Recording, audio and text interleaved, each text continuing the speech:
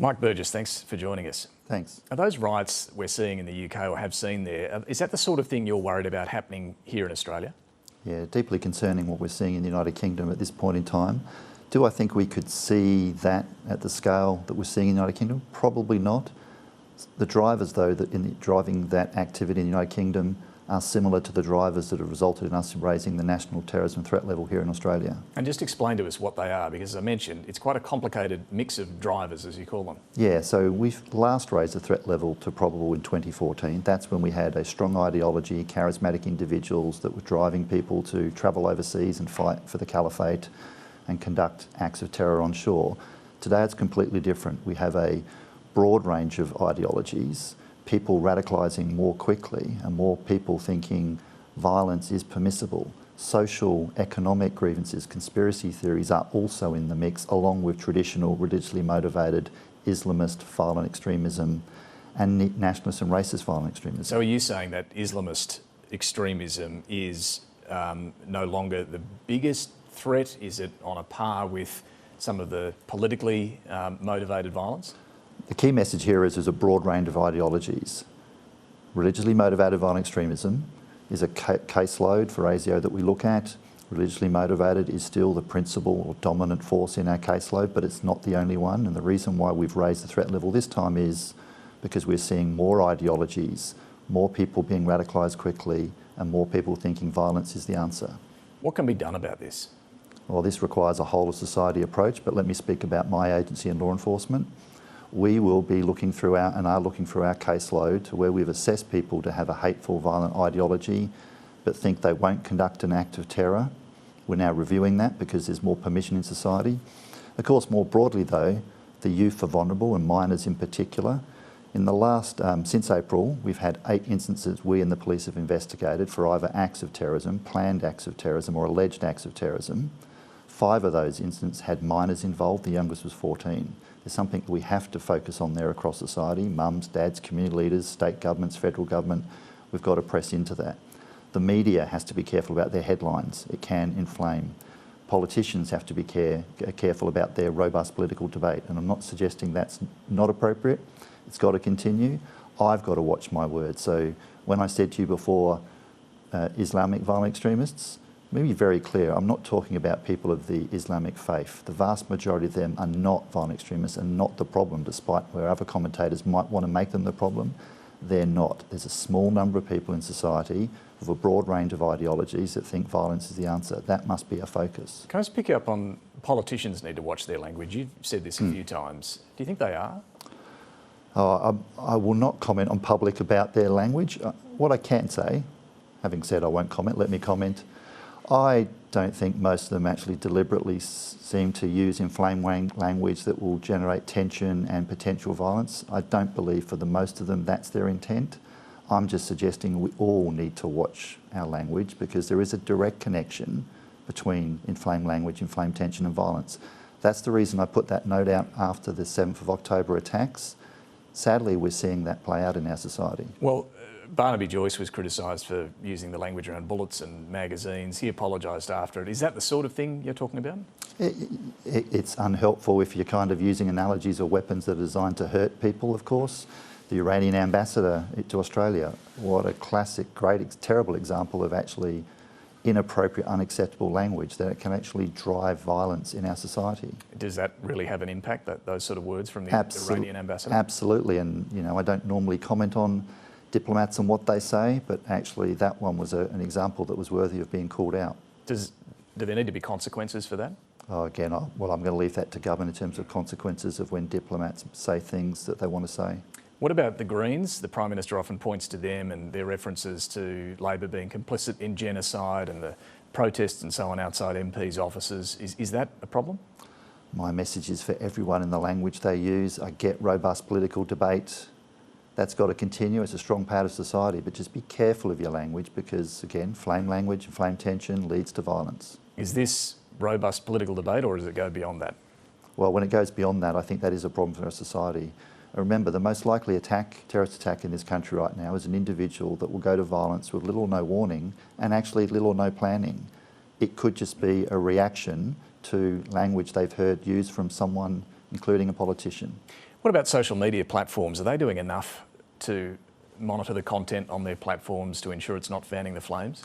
So there's no doubt social media has great benefits to society, and there's no doubt the internet, the connectivity that social media sits on is great. The trouble with the internet is it's the greatest incubator of violent extremism, and social media, and the downside, is the greatest accelerator of violent extremism.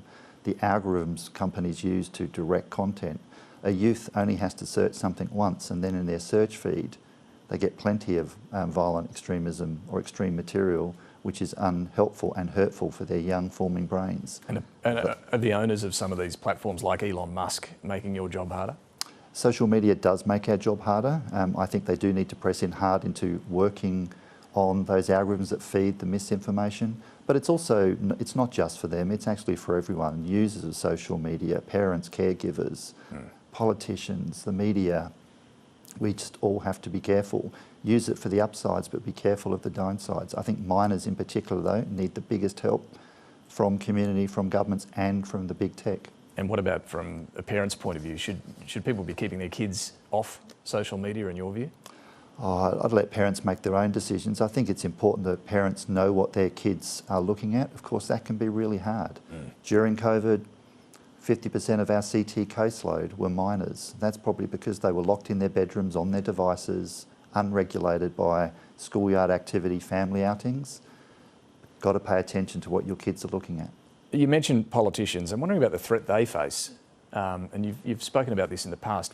What's the threat level like at the moment facing politicians in Australia? Sure. So we've raised the national terrorism threat level, but in part because politically motivated violence now joins espionage and foreign interference as our principal security concern. And politically motivated violence is just that. It's a threatening, intimidating or violent act against a political institution, an individual or a politician.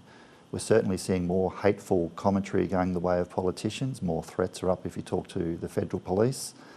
Again, that's deeply concerning, and that's a kind of illustration of there's more temperature in our security environment and inappropriate behaviour that's being normalised. Are you worried about the federal election being a flashpoint?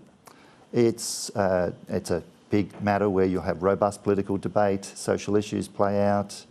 So yes, it'll kind of be a focal point. Is it the main driver? Perhaps not, but it's one that we'll be keeping an open eye on. The war in Gaza, you've said it's not the cause of this rising anger, but it is a significant driver. What does that mean? Well, so it's not the direct cause. You remember after 7th of October, we did not raise the national terrorism threat level. Of course, the cohort that we and the police were looking at, violent extremists, were talking about it and communicating with each other about it, but none of them advocated or conducted an act of terror. And since April, those 8 incidents that we've looked at, none of them were inspired by Gaza. So Gaza itself is not the root cause or singular cause of raising the threat level, but Gaza has driven division in our society. It's a highly emotive issue. The attacks were terrible. The military response is resulting in the death of innocent lives. You can see how it drives strong reactions. Some of those reactions, small number of people, it goes into the wrong direction. Gaza itself, though, is not the sole cause. But we are seeing a rise in anti-Semitism and Islamophobia. Is one on the rise more than the other? So we see both. Of course, there's no doubt. After the 7th of October, there was far more anti-Semitism in this country than Islamophobia, but we have both today. And I don't think it should be considered a race of which one's more important, because they're both harmful, threatening, intimidating and terrible for the people on the receiving end of it, and both are unacceptable. I want to ask you about the 1,300 or so Palestinians who fled Gaza to come here to Australia on temporary visas. The opposition's expressed some concern here. Do they pose a security threat? So for all immigration, including when you're balancing humanitarian needs, security checks are critically important. There are processes in place, and I can assure your audience that when things get referred to ASIO, we deal with them effectively. Of course, there might be times when they didn't get referred to us in time. Once we become aware of them, we're able to do the assessments and deal with them effectively. Well, the opposition's been quite explicit they should be subjected to biometric testing. Should they? So biometric testing is so we know who you are and we can look you up in a database. That can be part of the process. It is effective as long as that identity is in a database somewhere, so it's not the only thing you need to do. And is that the issue here? They're not in a database? Well, if they're not in the database, then the biometric testing gives you nothing other than a biometric tag that you can use at a later stage. critical point is there are security checks. There are criteria by which people are referred to my service for a review, and when they are, we deal with that effectively. And so they've been subjected to the normal testing, is that right? People coming into this country, there's a visa process in place, and they've gone through that visa process. Yeah.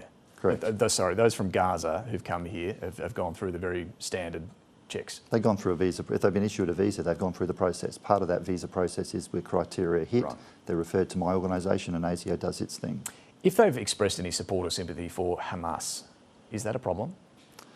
Depends on the what that looks like. If they're supportive because they want their homeland, if they're giving financial support or material aid, that can be a problem. And obviously, we take each case on its merits in the context of the information we have before us. But if it's just rhetorical support? If it's just rhetorical support and they don't have an ideology or support for a violent extremism ideology, then that's not a problem.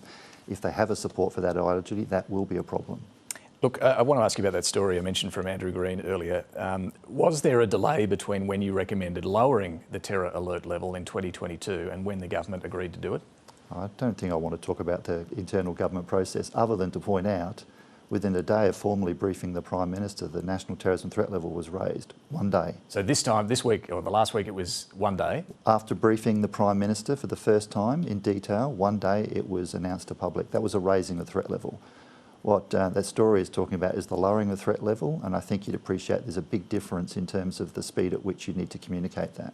Now, foreign interference, you mentioned that still remains up there as one of your principal security concerns. I think you referred to Iran in particular. What have they been up to? So, foreign interference, espionage and PMV are our principal security concerns. Foreign interference comes at us in interference in our political system, local, state, federal, and interference in diaspora communities. In diaspora communities, there are multiple countries that attempt to threaten and intimidate Australians living in this country. Iran is one of them that we've caught doing that, and when we catch doing with that, that gets dealt with effectively. Is India another country that's done that? There are a range of countries that will do it, not just Iran. Many countries that would surprise your viewers. When we find it, we deal with it effectively. Why can you name Iran and not others? Because Minister O'Neill mentioned Iran publicly. Generally, I'm not in the business of actually giving a whole range of countries other than to tell your audience there's more than one country. There's a new Home Affairs Minister now. Should Tony Burke be naming more countries? Well, that's a matter for the new Minister, not me. Is it, well, politically and diplomatically easier to have a go at Iran, but perhaps more sensitive when it comes to countries we deal with? Again, I'll leave those judgments to ministers. And that's not to rule out, David, that from time to time I might actually call out certain countries, because I think as Director General Security, I have an important role into explaining the threats to the people we protect. And that may well include calling out certain countries at certain times. But generally, that's a matter that I leave for government. But there's a range of countries. By that, do you mean half a dozen? I can think of at least 3 or 4 that we've actually actively found involved in foreign interference in Australian diaspora communities. And some of them would surprise us. Some of them would surprise you. Some of them are also our friends. Well, that's intriguing. We'll leave us hanging on that one. Look, I want to ask you too. ASIO's been moved from Home Affairs back to the Attorney General's department. The Prime Minister said you welcomed the move. Why? Well, really where ASIO sits is a matter for government. We're the same organisation we were before when I was working for the Minister for Home Affairs. Our functions are defined in law. Of course, in this threat environment, I think it's absolutely important that we're close to the Australian Federal Police, and that's why I welcomed the change. Your Minister is, well, your direct Minister is now the Attorney General, but the Home Affairs Minister retains responsibility for national security. So how does that work? You answer to one, but there's responsibility across both. So I'm accountable to the Attorney General. The Attorney General also authorises the warrants of my organisation, most intrusive activities. But of course, the Minister for Home Affairs maintains responsibility for national security and national security policy. And I have frequent conversations with the new Minister on those matters. Okay, but the situation now, the arrangement works well for ASIO? It works well for me, but it's not about us. It's actually what works for the government and the Prime Minister. Mike Burgess, we do appreciate you joining us this morning. Thank you. Thank you very much.